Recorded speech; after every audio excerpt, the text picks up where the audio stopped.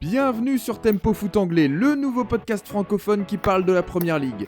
Man City perd des points face au 17ème dans la course au titre. Liverpool s'incline chez la Lanterne Rouge. Man United surpris par Newcastle et Chelsea cartonne. C'est le débrief de la 29e journée.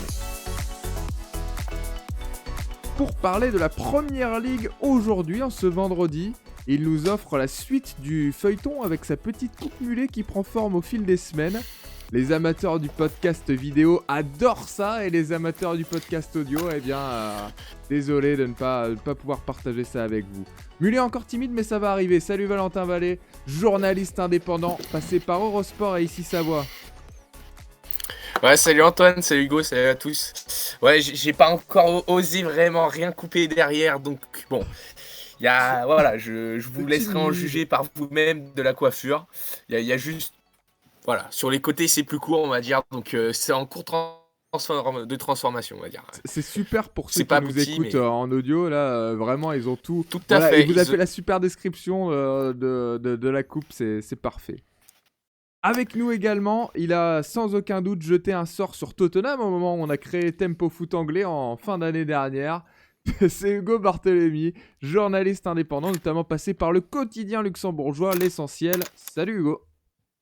Salut Antoine, salut Val, et ouais, je voulais fêter le Saint-Tottenham dès le plus tôt possible, c'était à la dernière journée. J'ai un peu galéré, mais moi j'aimerais quand même bien qu'il reste parce que ça me manquera ces petits derbies. Mais explique-nous en quoi ça consiste, parce que je sais pas si le tout Saint-Tottenham Day, c'est le jour de la Première Ligue, enfin la journée de la Première Ligue où Tottenham ne peut officiellement plus dépasser Arsenal au classement, et il est arrivé pour c'est le plus tôt qu'on ait jamais eu en PL. Voilà, donc vous avez toute l'explication de cette tradition façonnée chez les fans des Gunners.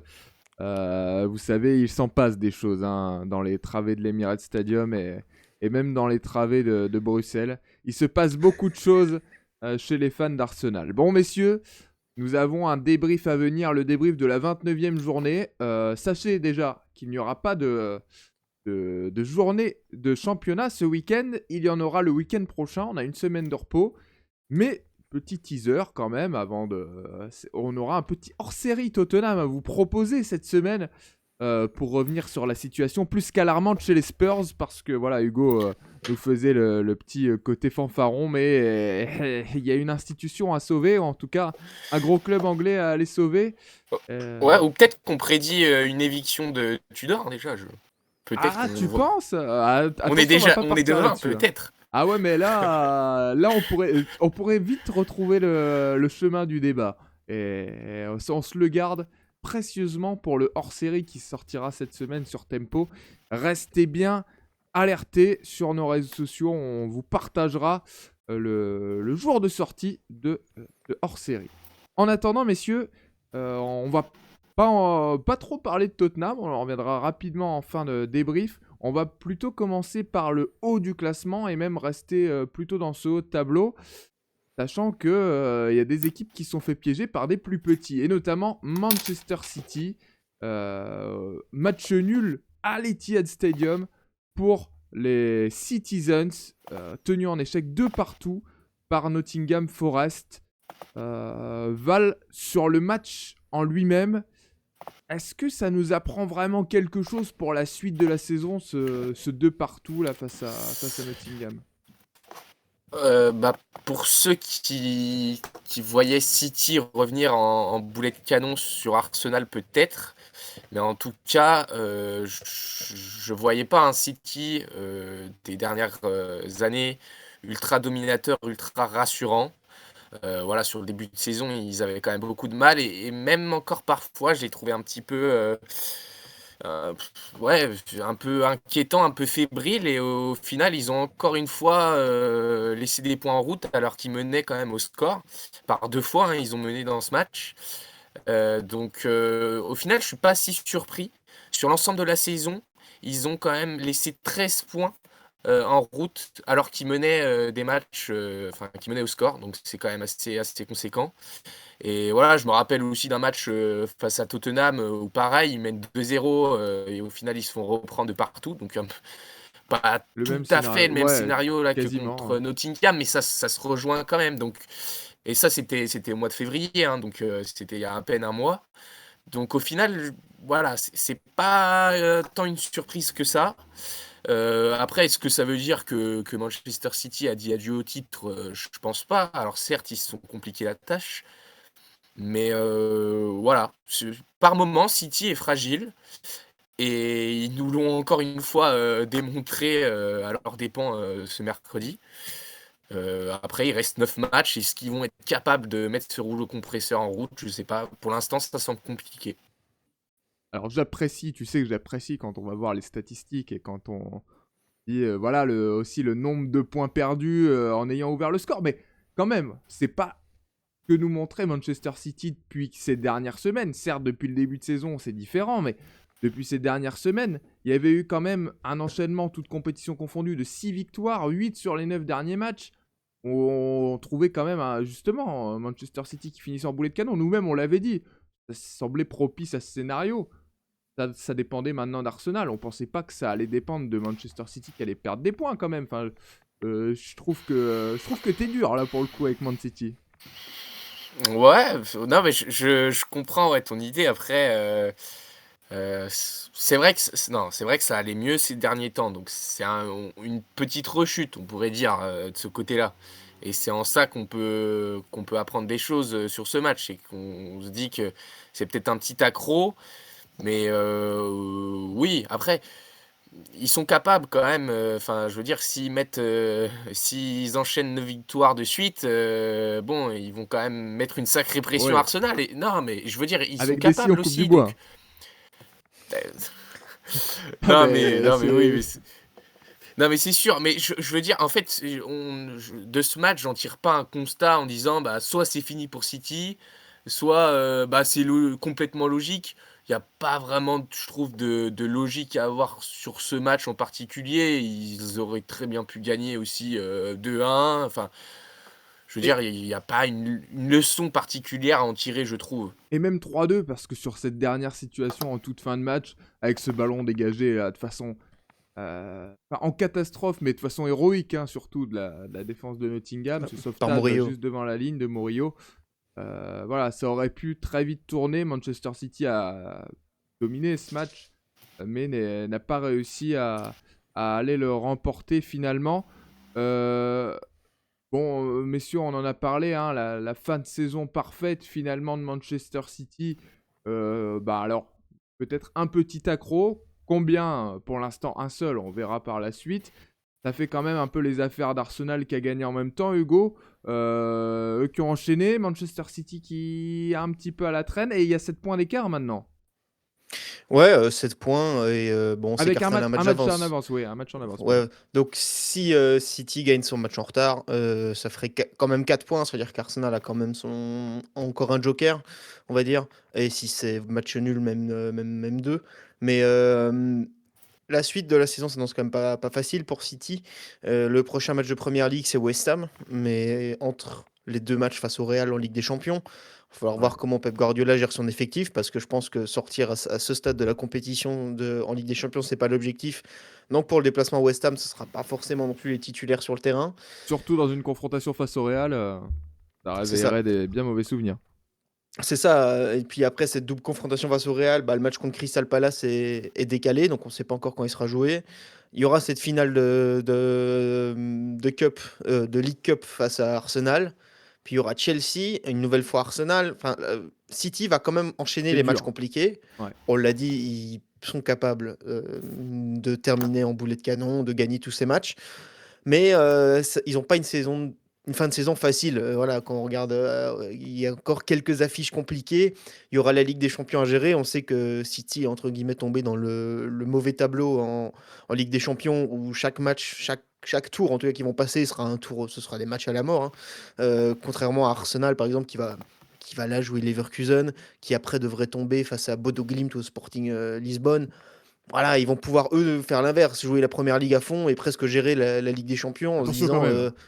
oui, attention quand même, mais en se disant presque, si on gère pas trop mal, on arrive en demi-finale en n'ayant pas sacrifié la première ligue. Et City, qui aime, on le sait, jouer sur tous les tableaux, n'aura pas ce luxe. Ils vont devoir jouer tous les matchs à fond. Et voilà, ça augure une fin de saison compliquée. Pour eux, même les retours devront être joués à fond. Là où Arsenal aura peut-être déjà fait la différence dès le premier match. Et ouais, ça va être pimenté cette fin de saison encore. Ah, j'aime bien quand. Cette saison a été tellement déjà riche en rebondissements. J'ai hâte de voir ce que nous réserve la fin de championnat, le sprint final. Val, justement, en parlant de sprint final, et déjà, là, on parle de l'avenir, là, peut-être à plus long terme. Il y a un joueur qu'on pressent du côté de City en ce moment, c'est Elliot Anderson. Et bah, devinez quoi? C'est lui qui a réalisé peut-être le meilleur match, en tout cas, du côté de Nottingham Forest face aux Citizens. Ouais, c'est lui qui inscrit le but de la victoire, hein, donc De c'est vrai l'égalisation, de que l'égalisation. oui, de l'égalisation, mais qui a un petit goût de victoire quand même pour Tottenham. Ouais, non, mais Je ce me lapsus, rattrape comme je peux. mais c'est un lapsus, non, mais c'est un lapsus très révélateur. Parce que c'est Révélateur. vrai que finalement, cette égalisation de Nottingham, c'est comme, c'était quasiment prendre les 3 points à ce stade-là. Oui, oui, oui, non, mais complètement. Et puis c'est vrai que qu'Anderson a été très bon. Franchement, à 23 ans, on l'a senti pas du tout dépassé face à quand même une équipe de City où il y a de solides garçons quand même face à lui. Mais non, non, franchement, il reste dans son rôle. En plus, il y a aussi cette carotte pour lui d'aller jouer la Coupe du Monde. C'est pas impossible qu'il soit sélectionné aussi. Donc honnêtement, pour lui, il y a de belles perspectives. C'est vrai qu'on l'annonce quand même du côté de City dans un éventuel rôle de remplaçant à Rodri. En tout cas, on aimerait bien que ça soit un petit peu le successeur dans les plans. Pour l'instant, ce qui est annoncé, bon, C'est fini pour on Nico en est Gonzalez. loin encore. Ouais, Au je plus grand plaisir pense d'Antoine. malheureusement Non, bah non, j'ai l'intérim. pas. Non, mais quand même. Non, mais ça prouverait que t'as raison, qu'il a pas le niveau. Ouais, C'est ça que je bah, veux dire, en même surtout temps, ça. on l'avait tous vu, je pense. Pardon, Valentin. Non, non, non, mais c'est vrai que oui, Nico Gonzalez, on l'a un peu éclipsé, mais en tout cas, si on lui cherche déjà un remplaçant, enfin, très clairement, si Anderson arrive à City cet été, il y aura pas de la place pour tout le monde. Mais il a sorti un grand match. Nottingham aussi a sorti un grand match. On l'a dit, un coup de victoire, parce qu'honnêtement, bah, s'ils marquaient pas ce point du nul, ils passaient derrière West Ham, ils étaient dans la zone de relégation à l'issue de cette journée. Donc c'était quand même crucial pour eux. Et puis c'est sur les prochains matchs, hein, honnêtement, que Nottingham va jouer son maintien. Ils vont jouer à peu près tous leurs adversaires, tous leurs concurrents directs, que ce soit Tottenham, que ce soit Burnley. Enfin, même si Burnley, bon, est bien évidemment déjà un pied en Championship, Ouais. mais C'est un gros- ouais, même ouais, plus qu'un pied. ouais. Mais non, mais en tout cas, des équipes à leur portée. Et il va falloir marquer des points face à ces équipes-là. Et en plus, s'ils peuvent marquer des points face à des grosses écuries comme City, c'est tout bonus pour eux. Tiens, et justement, ça fait plusieurs matchs dont on parle de Nottingham. Enfin, plusieurs fois dont on parle de Nottingham Forest. Et ces derniers matchs, c'était plutôt eux qui faisaient le jeu, les Tricky Trees, qui essayaient d'aller vers l'avant, qui tiraient combien de fois face à Wolverhampton. C'était énorme, là, 30 fois au but sans marquer. Là, Nottingham a été quand même dominé, ce qui est logique. Enfin, en tout cas, dans le jeu, ce qui est logique. Parce que vous affrontez Manchester City et que ça reste l'ogre, un des ogres de cette première ligue. Et finalement, ça a mieux marché, Hugo, on l'a vu. Parce que là, sur les situations rapides en attaque éclair, comme ça, alors il faut les mettre, les buts. D'ailleurs, on en a pas parlé, mais de buts délicieux quand même. Magnifique, grandiose. Franchement, Gibbs White Anderson, exceptionnel. Et ça marche mieux quand ça fait un petit peu le. Comment on dit là? Vous restez un petit peu discret comme ça, là, vous veillez un peu à ce qui Fait se le dos passe. rond. Ouais, Ouais, en exactement. roublard. Et puis voilà, bah, vous avez trouvé les bons mots. Qu'est-ce que t'en penses, Hugo? C'est comme ça qu'il faut jouer la fin de. Faut accepter d'être dominé dans le jeu pour après contrer? Ouais, bah ils ont 3 vrais temps forts sur ce match. C'est l'entame où ils ont un peu surpris City. Et puis après, c'est ces 2 moments en deuxième mi-temps où dans ces 2 temps forts, il y a des buts. Donc c'est quand même une belle capacité de gestion justement. Voilà, de gérer ces temps forts, surtout d'en profiter, d'être capable de marquer. Tu as parlé d'une inefficacité assez hallucinante dans les matchs précédents. précédents, avec beaucoup de frappes, beaucoup de tirs et pour pas grand-chose. Et là, là, à l'inverse, justement, avoir très peu de temps fort, mais savoir en profiter à fond. Euh, Ils l'ont très bien fait et on parle de faire le dos rond. Alors oui, ils prennent quand même 2 buts, mais je pense qu'après leur Contre 2e City. but, ouais, mais après, et surtout après le 2e but, la fin de match, c'est City. Enfin, Nottingham ne doit plus trop le jour. C'est City qui domine, c'est City qui doit aller mettre ce 3-2 et qui n'y arrive pas jusqu'à la dernière seconde où, comme tu as parlé de ce sauvetage de Murillo sur la ligne. Donc, ils ont réussi à faire le dos rond, ils ont réussi à être solidaires. Je pense que là-dedans, certains joueurs n'y sont pas étrangers, comme le retour de Matt Sells, par exemple. On a vu beaucoup d'expérimentation au niveau des gardiens. On a vu l'arrivée de Stéphane Ortega pour pallier la blessure et de Matt Sells et de Victor, John Victor, qui nous avait fait des sacrées Le performances libéraux, dans le les gardien cages. libéraux. Ouais, c'est ça. Qui n'a pas laissé une belle impression, qui est venu remplacer Matsels et qui est parti à l'infirmerie. Et je pense que ça a arrangé tout le monde. Donc, non, le retour du portier belge a fait du bien, je pense. C'était un des meilleurs gardiens la saison dernière en première ligue. Et là, il a montré qu'il avait quand même des grandes qualités. Il a su maintenir enfin, je vais dire le zéro, non, mais après ce but, il a réussi à garder sa cage inviolée. Et c'était très important. Pour une fois, je ne dirais pas que c'est un excès de patriotisme belge parce que je partage complètement ton avis sur Matt Sells. Oui, tu peux me regarder avec ces yeux-là, mais je sais que des fois, t'aimes bien nous parler des joueurs belges, hop, sortis du chapeau comme ça. Non, on aime bien avoir ton œil d'expert sur le championnat belge et sur les joueurs qui sont passés par le championnat belge. D'ailleurs, restez connectés sur les réseaux de Tempo parce qu'il y a du contenu qui arrive là-dessus. Messieurs, partons direction Birmingham pour la suite de ce débrief. Aston Villa recevait Chelsea et il n'y a pas eu photo, en tout cas dans le score final, parce que ça a été plus compliqué que ça, mais victoire 4 buts à 1 de Chelsea sur la pelouse de Villa, avec... alors, je te pose la question justement, Val, un Chelsea convaincant comme jamais, comme rarement cette saison? Effectivement, une victoire quand même marquante. En tout cas, je trouve que c'est la première démonstration, on va dire, de l'ère Rosenior. Démonstration carrément? C'est fort. 4-1 à Villa, oui. Bah, pour moi, oui, il y a eu quand même un gros match. Ouais.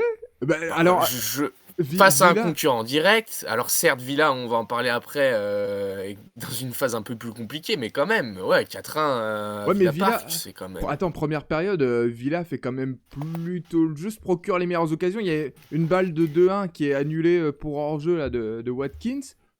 Même un autre but qui a C'est annulé plutôt dans. pas. Ouais, et c'est pas.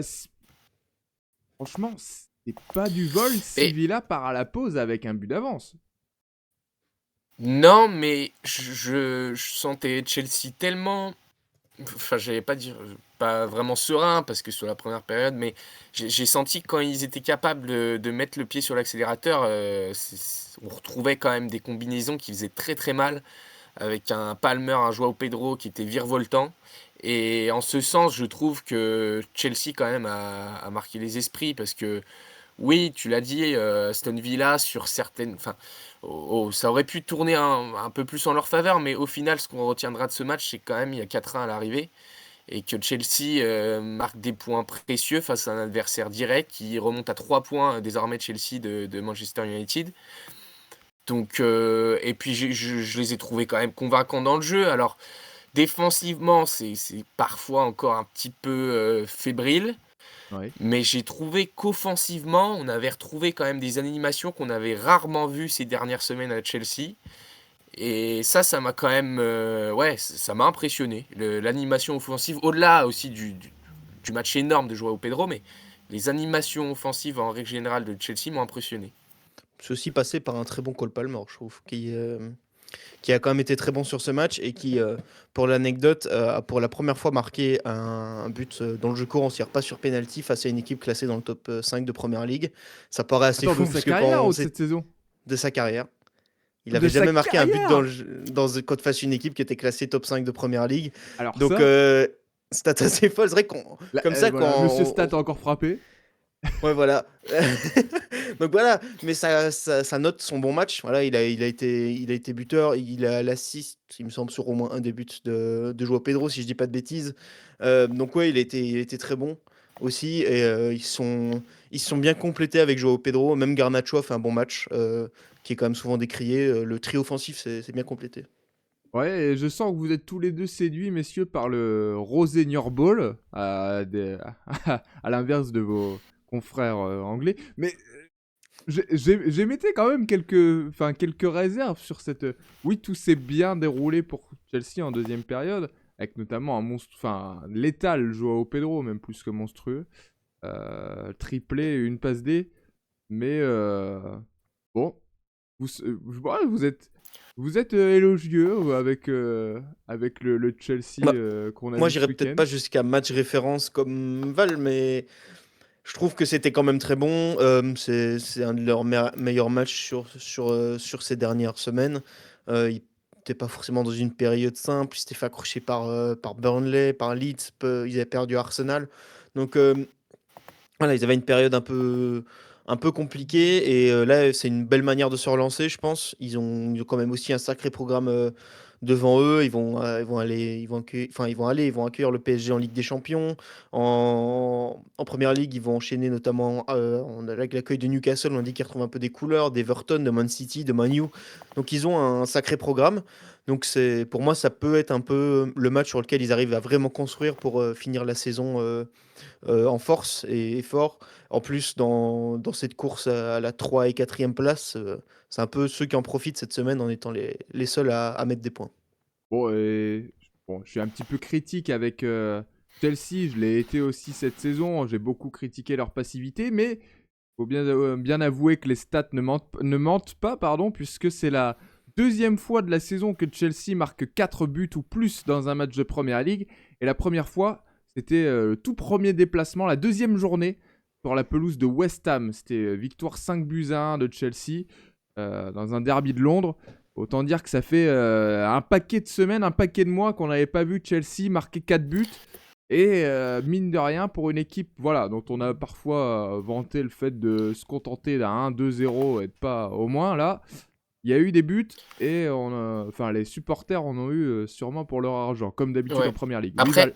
après, là où j'émets des doutes, voilà, étant donné que Villa quand même traverse une période ultra difficile, c'est plus sur la qualité des adversaires que leur match au Blues que j'émets Ah, des doutes, quoi, on va alors, dire. alors tu retournes au final, allez, on rechange de Non, côté alors. Ça y non, est, non, plus de non, non, Rosénior je Ball, change pas de côté. mais du Du anti-Emery. point de vue. Ah, ça y est, c'est parti. Non, mais du point de vue, si je regarde que Chelsea, je trouve que c'était un match très très bon. Mais voilà, je suis obligé de remettre en perspective parce qu'en face, il y a une équipe de Villa qui est certes dans le top 4, mais ces derniers temps, elle est plus tellement dans le top 4. En tout cas, voilà, depuis le début de l'année, c'est plus la même équipe quand même. Pendant qu'on a Hugo qui se fait à manger en même temps, bah, on a entendu ta fourchette ou ta cuillère, je sais pas ce que J'ai c'est. effectivement fait tomber une cuillère. Tu vois, voilà quoi, le soutien quoi, super. Bon, en tout cas, voilà, performance aboutie, en tout cas offensivement, qui est passée évidemment par un grand Joao Pedro, Hugo, hein, on l'a dit, ce triplé. Euh, Mine de rien, ça met un coup quand même à Liam Delap, qui n'était pas titulaire, qui est rentré 5 minutes. Qui depuis le début de saison galère. Encore un excellent joueur au Pedro, comme souvent cette saison, Hugo.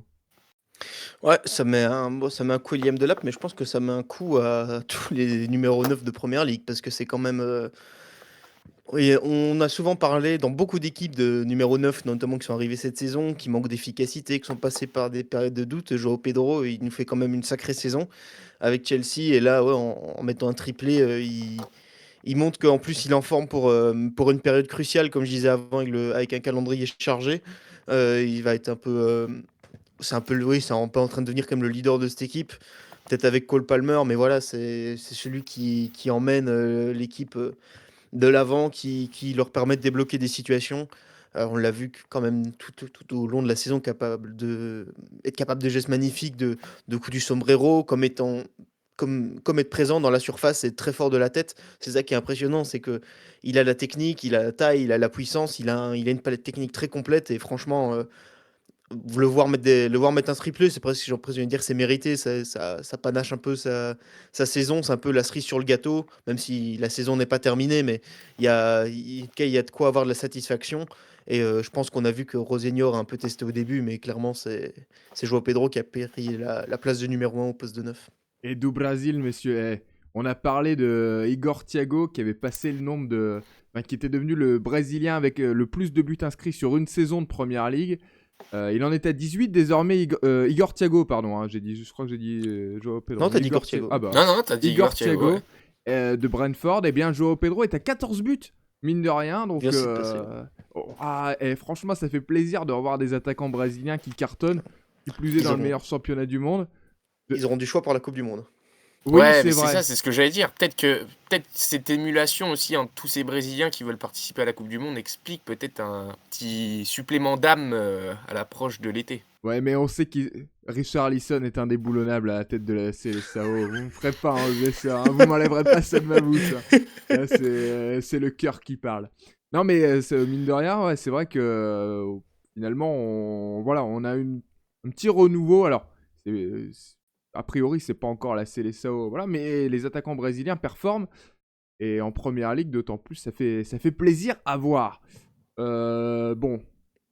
Tu nous en as parlé, hein, Valentin, de cette performance défensive de Villa, si on peut appeler ça une performance, qui était assez catastrophique. Alors, on pourrait pas les surnommer les éléphants parce que ils ont pas de défense, nos Villans. Et là encore cette semaine, enfin ce week-end, c'était assez dramatique, quoi. Ouais, ça a bien fait rire. Bien joué. En fait, je me suis demandé où est-ce qu'ils s'embarquaient avec les éléphants. Je me suis dit, pourquoi ils veulent nous parler de la Côte d'Ivoire? Et puis finalement, non, il s'est rattrapé et c'est super. Du coup, Val, vas-y, hein, pars sur la défense. Oui, voilà, je te sentais en difficulté. Non, mais, je t'ai lancé, tu me réponds pas, bah vas-y. Hein. Non, mais je profite un peu de ta blague, c'est pour ça, je la laisse vivre un petit peu. Mais en tout cas, oui, c'est moins la joie, c'est moins la rigolade du côté d'Aston Villa. On le dit, mais depuis quand même le début 2026, ils ont gagné que 3 matchs en Première Ligue. Alors qu'il y en avait quand même, je crois 14. Ils ont disputé, peut-être un peu moins de 14, mais au moins une dizaine. Ouais. Et que 3 victoires, donc c'est quand même assez alarmant. Même si on prend en compte le classement là, sur les 5 derniers matchs en PL, ils sont 16e Aston Villa. Donc ça veut dire quand même beaucoup. Je trouve que honnêtement ça fait quelques semaines qu'on les a perdus. Ils sont toujours en haut de classement parce qu'ils ont réalisé une première partie de saison qui était exceptionnelle. Mais là va falloir faire quelque chose parce que sinon ça va être la dégringolade jusqu'à la fin de saison. Et à ce rythme-là, je dis pas qu'ils joueront pas l'Europe, mais la Ligue des Champions à mon avis ils la joueront pas. C'est dommage d'avoir de gâcher tous ces efforts. Bah ouais. Complètement, puis on voit pas trop les solutions, enfin en tout cas je les vois pas, heureusement je suis pas entraîneur, mais c'est vrai que Watkins c'était pas si mauvais encore, je trouve, sur ce match, dans le sens où il a apporté dans le jeu, il a apporté des remises, il a fait vivre quand même autour de lui. Ouais, mais le pas si mauvais veut dire beaucoup. Hein. Si on se contente d'un pas si mauvais pour le 4e de Première Ligue, non mais c'est vrai... Non mais oui, mais ça fait quelques semaines aussi qu'on le critique, donc voilà, je voulais dire que certes c'était encore une fois compliqué pour lui, mais il a quand même apporté quelque chose dans le jeu, mais c'est trop peu. Rodgers, encore une fois, il est là, mais on ne peut pas compter que sur lui à chaque match, et on le redit et on le répète. Donc c'est quand même c'est alarmant, et c'est alarmant du côté de Villa, parce que s'ils veulent jouer l'Europe, il va falloir se réveiller. C'est 3 victoires donc sur les 10 matchs de 2026 et même sur les 11 derniers matchs, puisque le dernier match de 2025 pour eux c'était à Arsenal, défaite 4-1, qui avait un peu amorcé cette série noire. Ensuite pour les Villans, alors qui ont commencé lentement, qui ont tout explosé et là qui rechutent. Bon, on verra, peut-être qu'ils vont finir fort, qui sait, hein. Partons dans cette optique-là. Ce sera à suivre sur Tempo dans les prochaines journées. Écoutez, cette bataille fait rage là sur les places qualificatives à la Ligue des Champions parce qu'Aston Villa est quatrième à égalité de points avec le troisième Manchester United qui a qui a pas saisi l'occasion de prendre un petit peu d'avance. Défaite des Red Devils sur la pelouse de Newcastle. Ça faisait longtemps qu'on n'avait pas vu Manchester United perdre. On les avait pas encore vus perdre sous Michael Carrick. Alors, quand vous êtes Manchester United, vous êtes invincible. Vous êtes à 11 contre 10 face à Newcastle avant la mi-temps. Et en plus, c'est un Newcastle qui a l'article à la mort depuis quelques semaines. Et vous vous permettez de perdre, Hugo, c'est pas très sérieux quand même, quoi. Non, c'est dommage. On les voyait pas. C'est vrai qu'en plus, on les voyait déjà pas perdre le match avant. Enfin, ils étaient favoris de cette confrontation.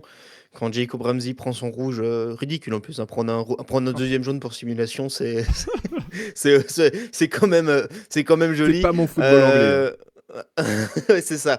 Bah, ou alors si, justement, parce qu'on n'aime pas les simulations dans le football anglais, Ah donc oui, vous oui, oui, non, sortez, mais bien sûr, monsieur. bien sûr. Voilà. Mais voilà, c'est un peu ridicule. Et quand 5 minutes après ça, vous faites une faute dans la surface et que c'est 1-0 sur penalty, vous faites c'est dommage.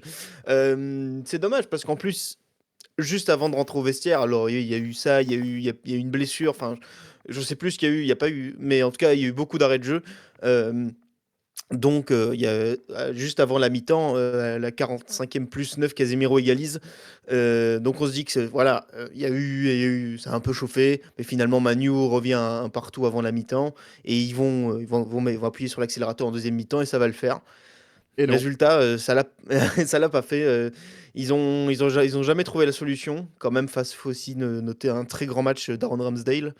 Euh, Pour ton plus grand Ça faisait un plaisir. petit moment, je pense qu'on l'avait. Ouais, ça faisait un petit moment qu'on l'avait pas vu sortir ce genre de performance, mais là, il a quand même sorti 2, 3, 4 parades décisives qui rappellent pourquoi à une époque il était en 4 concurrence avec arrêts, Jordan ouais, sur Pickford. l'ensemble du match. Ouais, c'est ça. Pourquoi à une époque il était en concurrence avec Jordan Pickford pour le poste de numéro 1 en Angleterre. Vous pensez Et qu'Edio écoute Tempo Foot Anglais ou bah non, il n'y avait pas besoin d'écouter Tempo Foot Anglais pour voir la prestation de Nick Pope face à pour sortir Everton, Nick Pope, ouais, c'est vrai. mais bon, on en avait parlé de Ramsdale quand même. Ouais, c'est vrai qu'on en avait parlé. Bah, on l'avait déjà un peu vu cette saison pendant la blessure de Nick Pope, mais là, il a décidé de mettre Ramsdale. Et, et ça a marché en cas sur ce match, a raison, ça leur a réussi. Et du coup, bah, en fin de match, le crucifié Manchester United sur un contre où William Ozula, il a fait, pour ceux qui jouent à FIFA, stick droit à fond, il a poussé la balle aussi vite qu'il pouvait. Et il a fait Air de rond. il a fait un rush jusqu'au but, et puis boum, et puis voilà. Et puis il a trouvé le fond des filets. C'est une défense un peu passive aussi de Manu. Ouais, alors c'est une défense un peu passive, mais de l'autre côté, on avait un Newcastle plus actif que jamais. Enfin, j'ai l'impression de t'avoir déjà lancé de cette manière, mais on avait un Newcastle quand même avec de l'envie. Et Val, je pense franchement que si Newcastle avait joué déjà les matchs avec cette même envie, ce même mordant et cette même façon de ne pas baisser les bras, surtout de rester accroché depuis le début de saison, pas où ils sont actuellement, quoi. Ouais, non, complètement. Peut-être qu'il faut qu'ils jouent à chaque fois leur match à 10, hein. Peut-être ça ira mieux, je sais Non, pas, hein. Non, mais blague à part, c'est vrai que c'est un scénario qui est à la fois surprenant, mais pas tellement dans le sens où généralement, quand il y a un joueur en moins, bah, on serre les coudes et on fait 2 fois plus d'efforts parce qu'on sait qu'il manque quelqu'un. oui, mais Donc vous avez peut-être gagné que. contre United là. Alors c'est très. Oui, oui, oui. Bah, après, voilà, on l'a dit aussi que United n'a pas sorti un match exceptionnel, mais j'ai envie de dire, il y a eu du dépassement à tous les postes, il y a eu beaucoup d'envie. Et honnêtement, voilà, c'est vrai que, enfin, Gordon, forcément, a réalisé une prestation quand même très intéressante. Tu as noté aussi Elanga, que tu avais bien aimé son match avec le repositionnement tactique aussi, mais. En tout cas, Newcastle a montré de belles choses. Il montre souvent de belles choses aussi à domicile, et trop peu malheureusement à l'extérieur. Voilà, au classement de la PL à l'extérieur, ils sont 17e. Ils ont seulement gagné 17e 3 à matchs en l'extérieur. 14. 17e à l'extérieur, ils ont gagné 3 matchs sur les 14 qu'ils ont joué à l'extérieur. Donc C'est dur. on Ah peut se ouais. demander quand même avec un ratio quand même un peu moins mauvais à l'extérieur, on va dire dans la norme, ils seraient beaucoup plus haut forcément au classement. Donc voilà, Et là, on peut pas tout remettre honnêtement, sur c'est le vrai qu'il traumatisme Alexander Isaac. Là, c'est indépendant, quoi. non, ouais, c'est un petit peu indépendant. Alors, est-ce qu'ils ont un supplément d'âme, St. James Park? C'est possible, hein, parce que c'est quand même un stade où on se sent pousser des ailes. Mais ce qui serait bien, en tout cas, c'est qu'ils arrivent aussi à se faire pousser des ailes à l'extérieur pour voler aussi un peu plus loin de leur base. Ah, c'est joliment dit. Ça, c'est une C'est très belle joliment dit. chute. Bon, non, mais il est fier en plus, il est content. Ah, il est fier. Ah, il Non. est parti tout droit. Bon, il y a un peu de fatigue, je crois, hein, mon Val, mais Non, mais- on ne s'en veut pas. Bon, Peut-être. ne, ne serait-ce que donc Newcastle est parti réaliser le gros coup sur sa pelouse. Man United est tombé, donc on l'a dit, on n'était plus habitué. Encore galère pour Frank Aylett, le pauvre. Bon, et ça va peut-être pas s'arranger finalement parce que Hugo, il y a 2 absences de marque dans cette défense, De Ligt et Martinez, pardon. Et en plus, Mazraoui s'est blessé. Alors on parle souvent du secteur offensif de Man U qui est souvent irrésistible, avec plein de qualités. Mais maintenant, c'est derrière que ça se joue, quoi. Ouais, on a vu une défense, du coup, sans un axe central, Maguire et Yoro, alors qu'ils sont les deux quand même très bons, je veux dire individuellement, mais il manquait peut-être un peu de leadership, avec un Yoro peut-être encore un peu tendre. Est-ce qu'il a 20 ans, Lenny Yoro? Je suis pas sûr. Je pense pas. Il me semble qu'il a 18 ou 19 ans. 20 ans. Ouais, 20 voilà, 20, ans, ouais. 20 ans tout juste. Voilà. Harry Maguire, qui a quand même, qui est pas peut-être le grand patron non plus dans une défense, qui a peut-être jamais Est-ce qu'il a vraiment 20 connu ce ans, Harry rôle. Maguire? Ah non, on l'a déjà 32. vu. Il a, 33, il a, 33. Ah, il a 33. peut-être 20 ans de C'était son première ligue, non, quand même anniversaire pas. Mais... hier. Ah, Oh, bon mais non, anniversaire, les Harry. anniversaires Harry Maguire.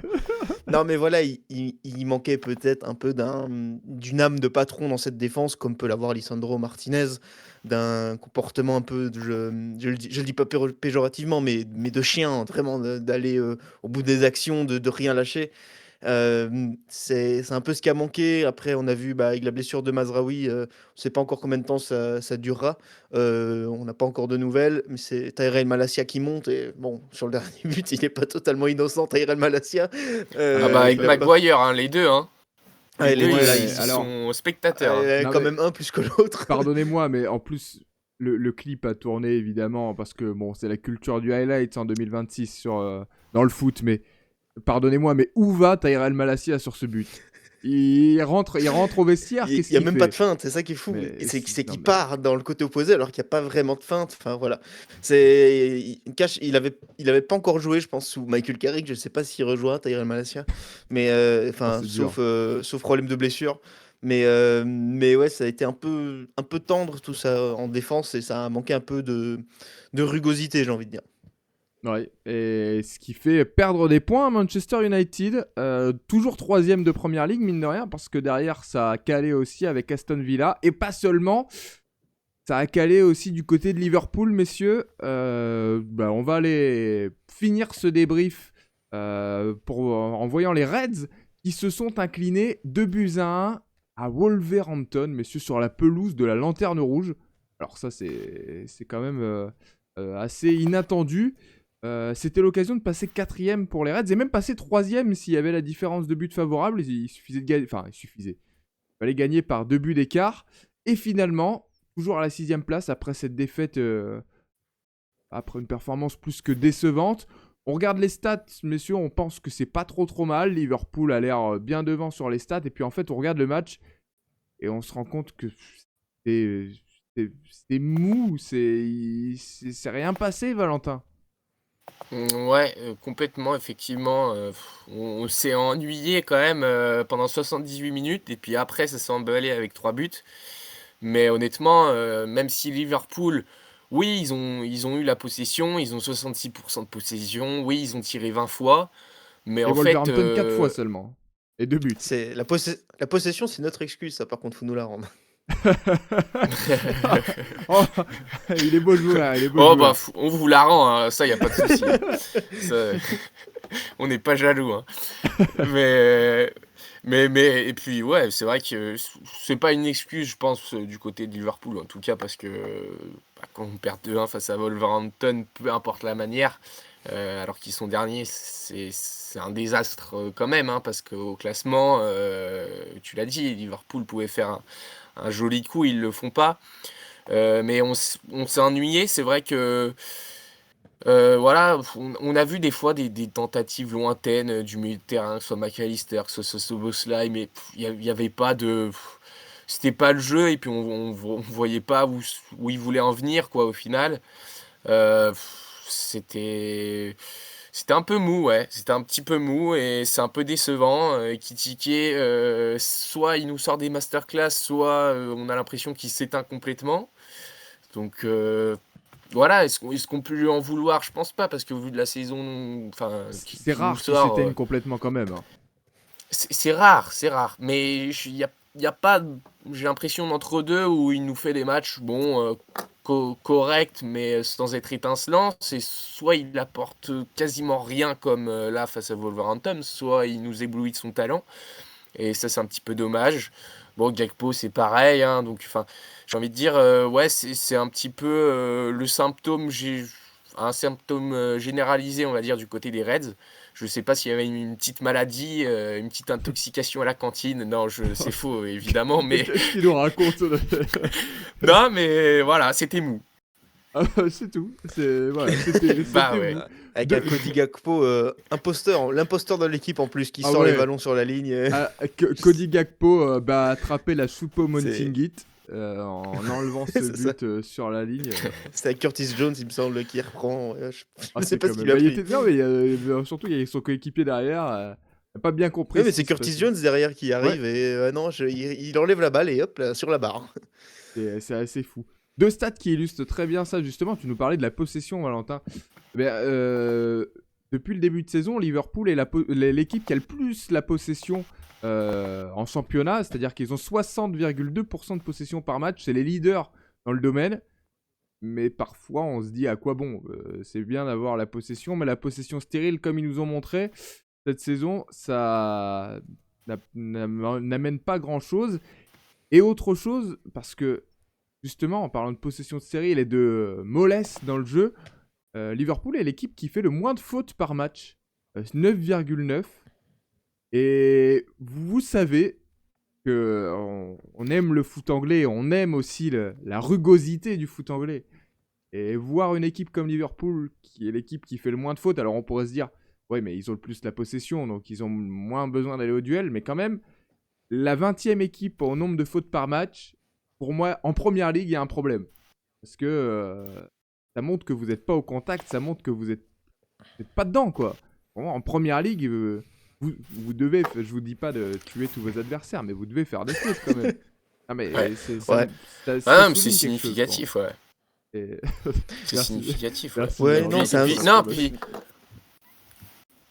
et Oui, puis c'est vrai que pour continuer dans ce sens-là, si on regarde les deux équipes sur le terrain, on a l'impression que c'est Wolverhampton qui jouait sa saison et Liverpool qui était déjà relégué. Enfin, on a l'impression que c'était. Non, mais il y a une inversion, j'ai envie de dire. Ouais, mais Bon, Wolverhampton plutôt joue la Wolver- saison. C'est vrai, non mais c'est vrai, Wolverhampton joue sa Parce que saison. moi j'y crois. Attention, prochain débat. Ah bah Ouais, non, mais- allons-y maintenant. Vous savez quoi? Allons-y maintenant. Est-ce que Wolverhampton, sincèrement, messieurs, est-ce que Wolverhampton peut revenir? Ils ont 12 points de retard sur West Ham et Nottingham Forest. West Ham qui est le premier relégable, Nottingham Forest le premier non relégable. À 28 points. Est-ce que Wolverhampton, après une saison cauchemardesque, passée à la dernière place depuis le début, avec pendant longtemps une victoire, est-ce qu'ils peuvent aller chercher cette relégation, ce maintien? Vous voyez, ça me trahit. Oui, la relégation, ça devrait aller.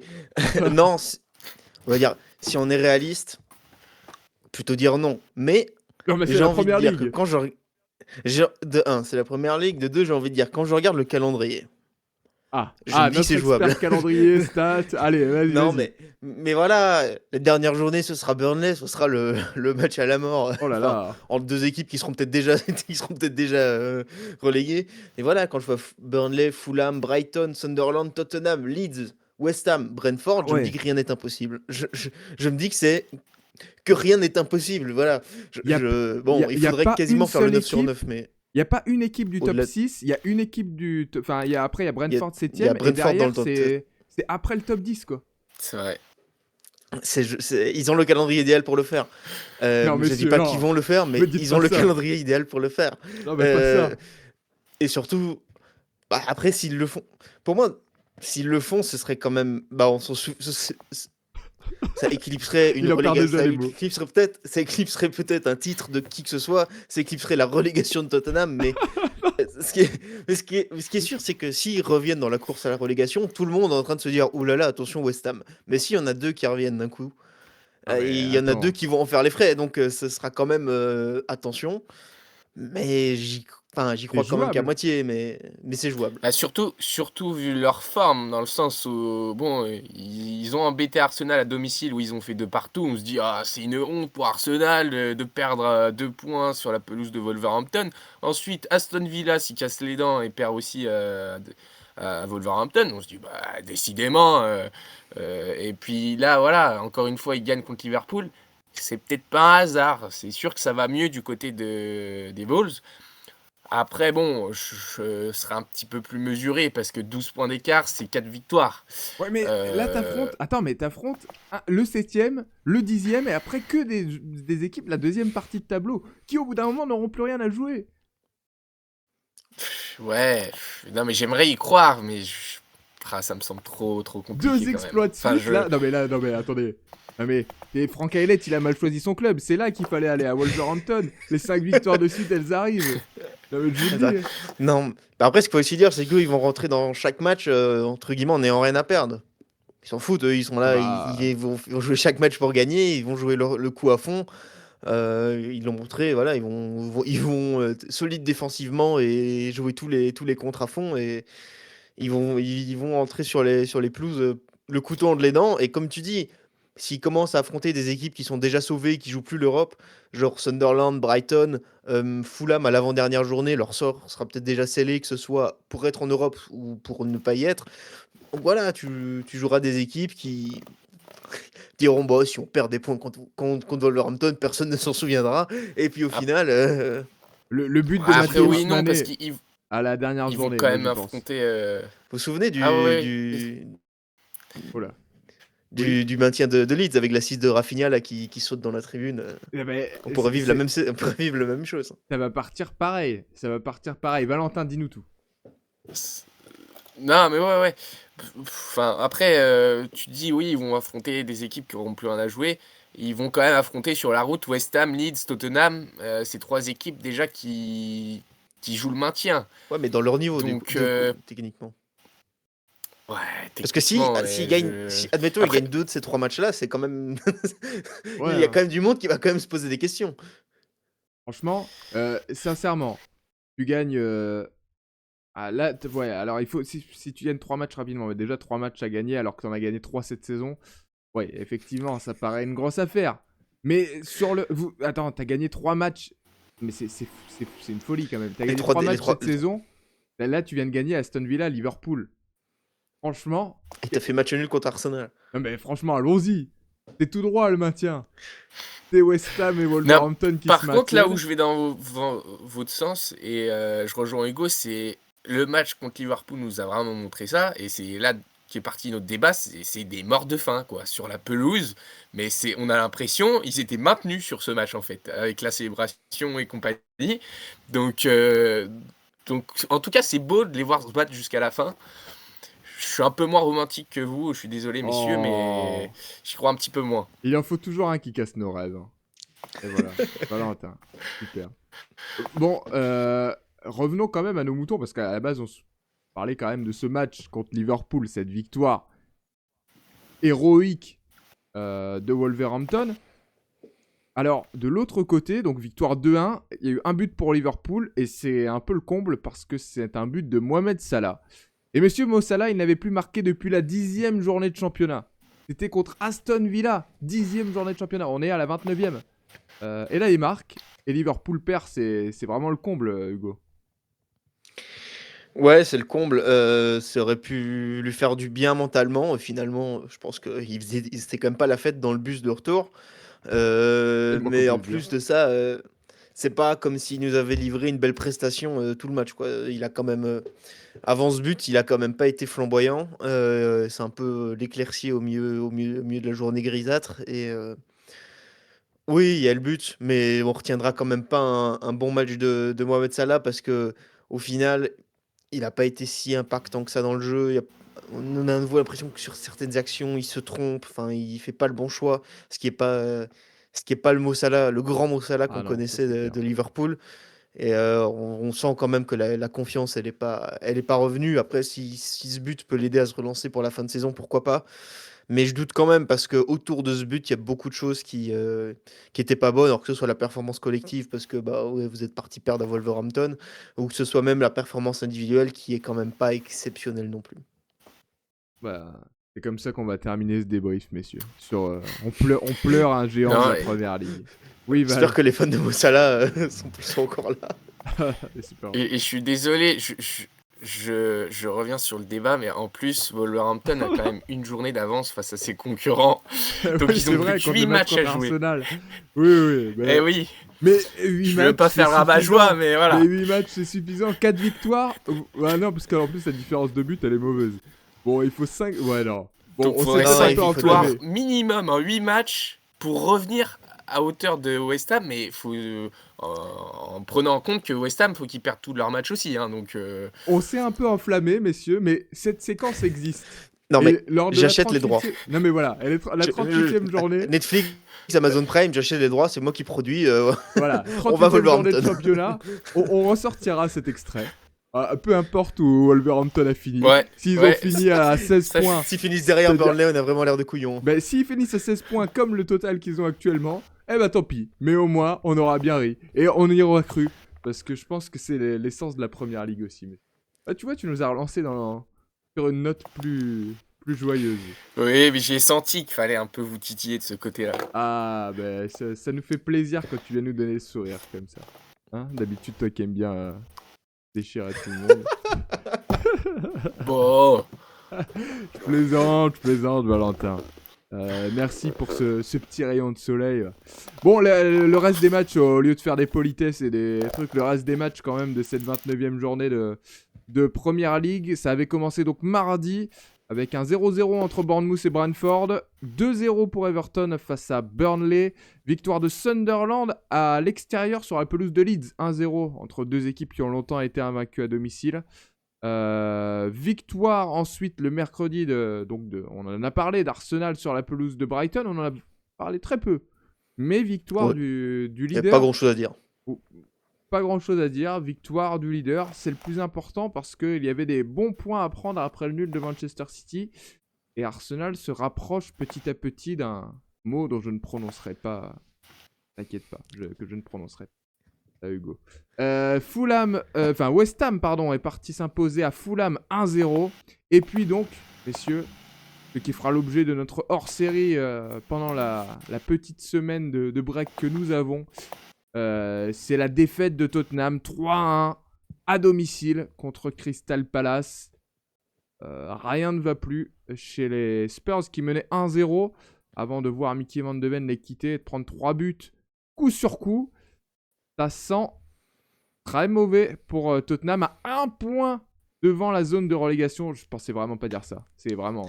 Et avec un aller-retour de Ligue des Champions à jouer. Oh là là là là.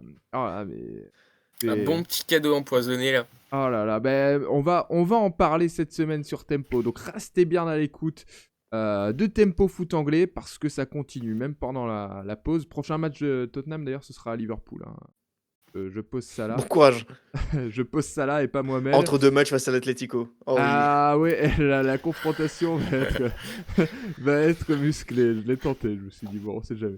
Voilà, messieurs, donc je compte sur vous pour me préparer vos meilleures statistiques, vos meilleures interventions sur Tottenham. D'ici là, C'était un plaisir de vous avoir à nouveau pour ce débrief de la 29e journée. On va entrer dans la dernière ligne droite, la dernière dizaine de matchs. Donc ça va être chaud. On va avoir l'épilogue de cette saison de Première Ligue. Restez bien avec nous sur Tempo Foot Anglais 2 fois par semaine pour suivre ça. Vous avez été encore géniaux. Merci Valentin, merci Hugo pour ce débrief. Je vous souhaite une bonne semaine de presque repos parce qu'on se retrouve pour le hors-série sur Tottenham et puis au week-end prochain donc pour la suite, la 30e journée de Première Ligue. Merci messieurs, merci Val, merci Hugo. Salut à tous. Salut à Merci tous. Antoine. Salut. Ciao, ciao. Salut, ciao ciao.